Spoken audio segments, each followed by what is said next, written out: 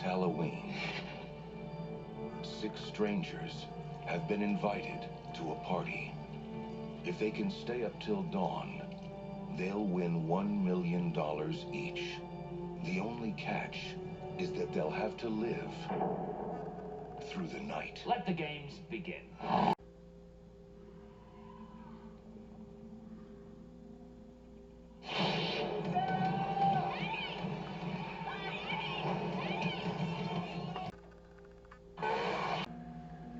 The House on Haunted Hill, a film that starred in the original 1959 classic Mr. Vincent Price, but in this remake, Geoffrey Rush and quite a few other familiar faces don their appearance. And the stakes have gotten much higher. Originally it was just $10,000 in the original. Now it's a cool $1 million. That means quite a bit of things are going to happen. And as the story says, evil loves to party.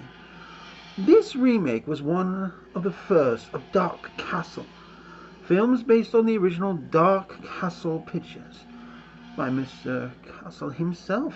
Quite an impressive feat. The film did great too, by the way. Unlike many others, it creates enough tension, suspense, but also clearly shows us that there is something more happening in this house. The house is also quite intelligent.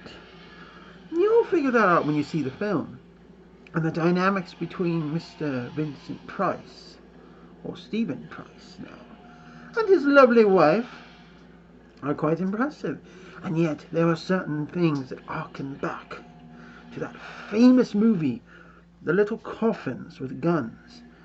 The guns are of course welded, so it's what you get in that gun. A unique set of party favours. And I must admit they did a very good job with it.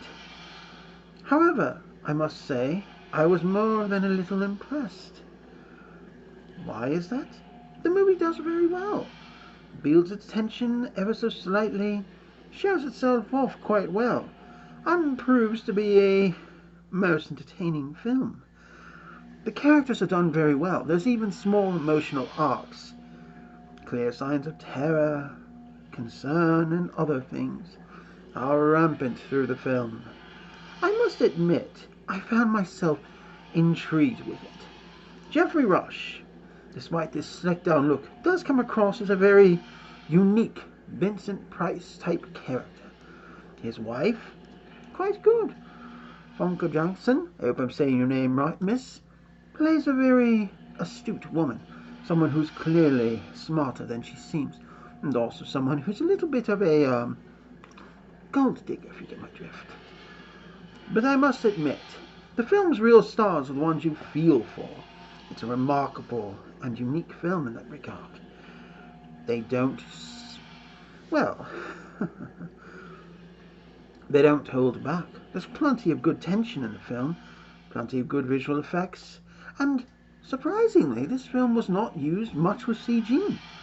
Much of what they did was either practical or old-fashioned, and I agree that it gives this film a rather unique feel, very similar to Ghost Ship and other films. And I must admit, I find myself impressed. I feel the film has truly lived up to itself. It has a feel, a tension, and a question. Plus, there's a clear goal, actually getting out of the house. But not before dawn, remember. There is, for all 5 of these people, $1 million on the line. That's a lot of money, I must admit.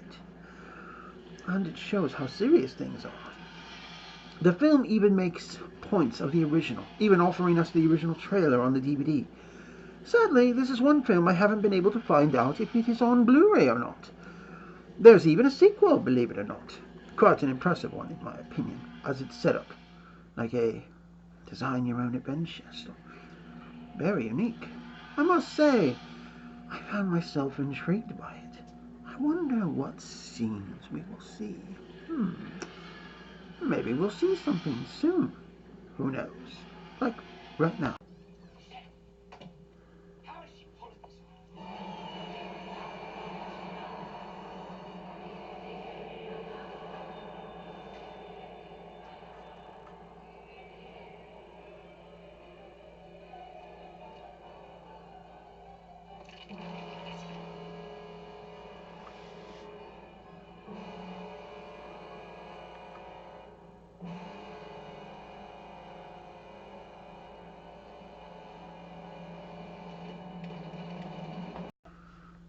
Needless to say, things are not going as planned. Jeffrey Combs plays a perfect villain in this film, and I must say he does a diabolically lovely job. But then again, this is a man of almost 1,000 faces, so it's hard for him not to. From Star Trek heroes to villains to the Reanimator, he seems to have this corner of the market well cornered. And I must admit, the film continues to build on itself. While the original has a unique charm, and even asking if, well, the house was haunted, this one we truly know it's haunted. It's not much of a giveaway, but it works. I highly recommend this film, as well as the original. And I don't want to give away too much, because the two endings to the two films are a little different from each one. Let's just say that things aren't going to be quite the same, and leave it at that. I do, however, recommend them.